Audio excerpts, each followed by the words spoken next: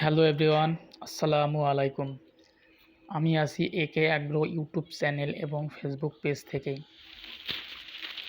আশা করছি আপনারা সবাই ভালো আছেন। আজকে আপনাদের সামনে যে জাতটি দেখতে পাচ্ছেন স্ক্রিনে, পেঁপে গাছ ও ফলগুলো দেখতে এই জাতটির নাম হলো রেড লেডি। এই ভিডিওতে আমরা রেড লেডি জাতের ফলন বিশ্লেষণ, পোকামাকড় সমস্যা, রোগবালাই, চারা লাগানোর সঠিক নিয়ম এবং যত্ন ও পরিচর্যা সম্পর্কে বিস্তারিত আলোচনা করব।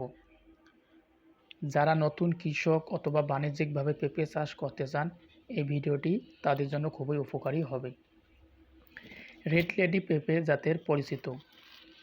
রেড লেডি একটি উচ্চ ফলনশীল হাইব্রিড পেঁপে জাত। এই জাতটির মূলত দ্রুত ফল দেয় এবং সারা বছর চাহিদা সম্পন্ন। রেড লেডি পেঁপের ভেতরের শ্বাস লালচে রঙের হয় এবং স্বাদ মিষ্টি এবং বাজার মূল্য তুলনামূলক বেশি।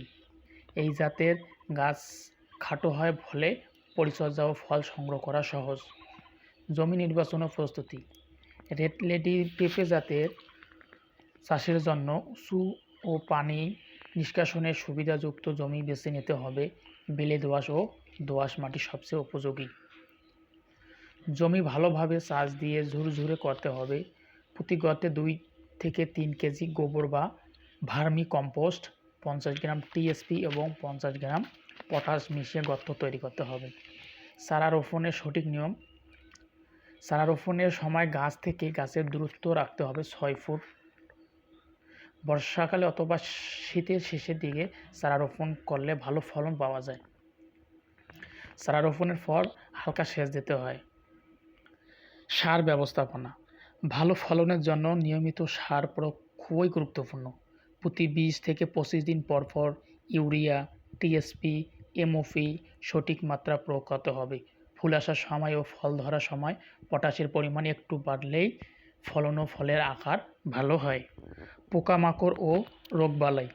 রেড লেডি পেঁপেতে সাধারণত যে সমস্যাগুলো দেখা যায়: লাল মাকড়, এফিড বা জাপ পোকা, মিলিবাগ, ফল ছিদ্রকারী পোকা। প্রাথমিক অবস্থায় নিম তেল বা জৈব কীটনাশক ব্যবহার করলে ভালো ফল পাওয়া যায়।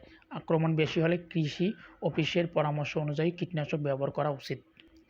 রেড লেডি পেঁপে থেকে একটি গাছ থেকে গড়ে 30 থেকে 40 কেজি পর্যন্ত ফলন পাওয়া যায়।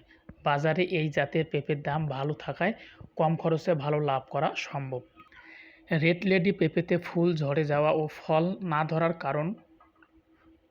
এই টপিকটা খুব কম মানুষ ক্লিয়ারভাবে জানে, কিন্তু কৃষকদের সবচেয়ে বড় সমস্যা এটি। রেড লেডি পেঁপেতে ফুল ঝরে কেন জানেন? অতিরিক্ত গরম বা হঠাৎ ঠান্ডা, অনিয়মিত সেচ, নাইট্রোজেন বেশি, পটাশ কম, ব্রোন ও জিঙ্কের ঘাটতি, পোকামাকড়ের আক্রমণ, থ্রিপস, এফিড, মাটিতে পিএইচের সমস্যা, অতিরিক্ত ইউরিয়া ব্যবহার, ভালো আলো বাতাস কম পাওয়া, দুর্বল ও স্ট্রেসড গাছ।